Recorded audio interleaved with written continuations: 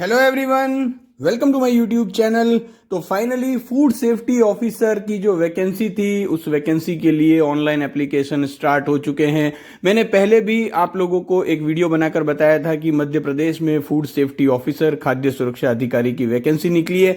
आज इस वीडियो में कंप्लीट डिटेल हम इस वैकेंसी के बारे में हम बात करेंगे। टोटल अगर हम बात करें तो 120 वैकेंसीज हैं फूड सेफ्टी ऑफिसर की। काफी अच्छी ये वैकेंसी है। बीएससी केमिस्ट्री, एमएससी केमिस्ट्री और पीएचडी केमिस्ट्री सभी कैंडिडेट जो है वो इस वैकेंसी के लिए एलिजिबल है। साथ ही इस वीडियो में मैं आपको ये भी बताऊंगा कि अपीयरिंग स्टूडेंट एलिजिबल है या नहीं है, और जो मध्य प्रदेश के बाहर के कैंडिडेट हैं वो एलिजिबल होंगे या नहीं। अब देखिए यहाँ पर इस वैकेंसी के लिए जो ऑनलाइन एप्लीकेशन है वो 28 मार्च 2025 से स्टार्ट हो चुके हैं, जो कि 27 अप्रैल 2025 तक चलेंगे। तो ये डेट बहुत ही इंपॉर्टेंट है, आपको ध्यान में रखनी है। अगर आप सारी एलिजिबिलिटी क्राइटेरिया को मीट करते हैं और इंटरेस्टेड हैं तो आपको लास्ट डेट का वेट बिल्कुल नहीं करना है, जल्दी से जल्दी अप्लाई करना है।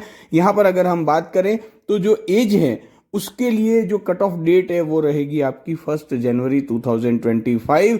टोटल यहां पर वैकेंसी है 120, और यहां पर जो सैलरी का स्ट्रक्चर रहेगा वो 15,600 से 39,100 plus DA plus other allowance. काफी अच्छी ये वैकेंसी है, अच्छा पे एंड पर्क्स है, गजेटेड वैकेंसी है सेकंड ग्रेड की।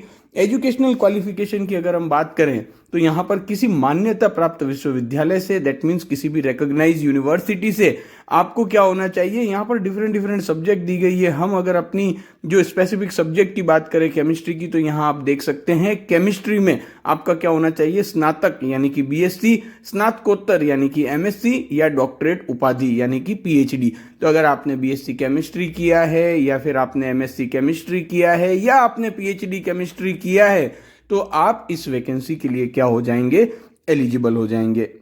अब यहां पर जो एज लिमिट है वो है 21 से लेकर 40 ईयर्स, और एज के लिए जो कट ऑफ डेट है वो क्या है, 1 जनवरी 2025 है। अब यहां पर देखिए रिलैक्सेशन भी अवेलेबल है, और वो जो रिलैक्सेशन है वो आपको इस नोटिफिकेशन के नीचे परिशिष्ट दिखेंगे, वहां पर आपको पूरी डिटेल मिल जाएगी। अब देखिए यहां पर एक सबसे इंपॉर्टेंट बात कि क्या मध्य प्रदेश से बाहर के जो एलिजिबल कैंडिडेट है, दूसरे स्टेट के एलिजिबल कैंडिडेट है, क्या वो इस वैकेंसी में अप्लाई कर सकते हैं। तो यस, अप्लाई आप कर सकते हैं, लेकिन जो रिजर्वेशन है उसका बेनिफिट केवल मध्य प्रदेश के जो मूल निवासी होंगे, मध्य प्रदेश के जो डोमिसाइल कैंडिडेट होंगे, जिनके पास मध्य प्रदेश का मूल निवास सर्टिफिकेट है, डोमिसाइल सर्टिफिकेट है, उन्हें ही रिजर्वेशन का बेनिफिट मिलेगा। अगर आप मध्य प्रदेश से किसी भी दूसरे स्टेट से अप्लाई कर रहे हैं इस वैकेंसी में, तो आप चाहे किसी भी कैटेगरी से बिलोंग करते हो, आपको अनरिजर्व्ड कैटेगरी के थ्रू ही फॉर्म फिल करना होगा। दैट मीन्स मध्य प्रदेश के बाहर का कोई भी कैंडिडेट होगा, वो इर्रेस्पेक्टिव ऑफ कैटेगरी, चाहे वो किसी भी कैटेगरी का हो, उसे अनरिजर्व्ड कैटेगरी से फॉर्म फिल करना होगा। ये बात बहुत ही इंपॉर्टेंट है जो कि आपको ध्यान में रखनी है। तो एज लिमिट का जो क्राइटेरिया है उसमें रिजर्वेशन जो होगा वो भी केवल एमपी के डोमिसाइल कैंडिडेट के लिए होगा।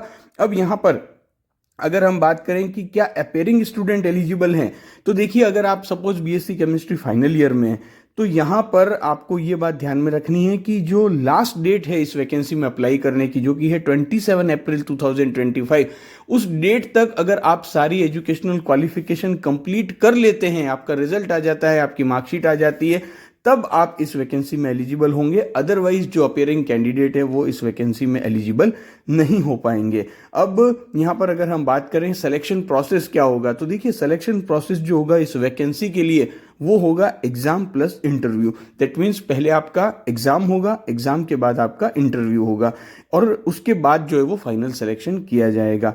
अब जो एग्जाम होगा वो ओएमआर बेस्ड एग्जाम होगा, और एग्जाम हो जाने के बाद आफ्टर एग्जाम क्या होगा, जो 3 टाइम्स कैंडिडेट जो होंगे, दैट मीन्स जितनी भी वैकेंसीज हैं उन वैकेंसीज के 3 टाइम कैंडिडेट को इंटरव्यू के लिए बुलाया जाएगा। मान लीजिए कि जैसे किसी भी कैटेगरी में सपोज अगर 30 वैकेंसी है, तो 30 वैकेंसीज जो होगी तो उसके लिए 90 जो कैंडिडेट्स हैं उनको बुलाया जाएगा, और उसके बाद उनका इंटरव्यू होगा। इंटरव्यू के बाद यहाँ पर फाइनल सिलेक्शन होगा।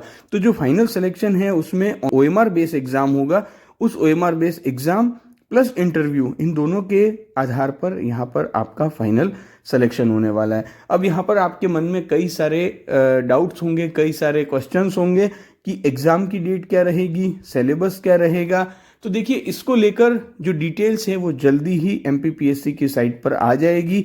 अब यहाँ पर अगर आप फॉर्म फिल करते हैं तो आपको जो साइट है वो भी लगातार चेक करते रहनी है। साथ ही जब भी आप फॉर्म फिल कर रहे हैं तो उसके पहले पूरा नोटिफिकेशन अच्छे से पढ़िएगा। क्या क्या डॉक्यूमेंट्स आपको अपने साथ में रखने हैं जब आप फॉर्म फिल कर रहे हैं, वो पूरी डिटेल पहले पढ़ लीजिएगा और उसके बाद ही आपको इस वैकेंसी के लिए ऑनलाइन अप्लाई करना है। अब यहाँ पर अगर हम बात करें एप्लीकेशन फ़ीस की, तो देखिए एप्लीकेशन फ़ीस जो एमपी के डोमिसाइल्स होंगे, जो एमपी के मूल निवासी है, उनके लिए जो एससी है, एसटी है, ओबीसी, एनसीएल है, ईडब्ल्यूएस है और पीडब्ल्यूडी कैंडिडेट हैं, जो एमपी के डोमिसाइल हैं, उनके लिए 250 रुपीज़ यहाँ पर फीस होगी। और बाकी जो सारी अदर जो कैटेगरीज या फिर अनरिजर्व्ड कैटेगरी या एमपी के बाहर से जो अप्लाई कर रहा है, उन्हें 500 रुपये यहाँ पर एप्लीकेशन फ़ीस देनी होगी। हेल्पलाइन नंबर भी यहाँ पर एक दिया हुआ है और एक हेल्पलाइन दी हुई है। ऑनलाइन एप्लीकेशन में अगर आपको किसी भी तरह की कोई इश्यू आता है तो आप यहाँ पर भी संपर्क कर सकते हैं।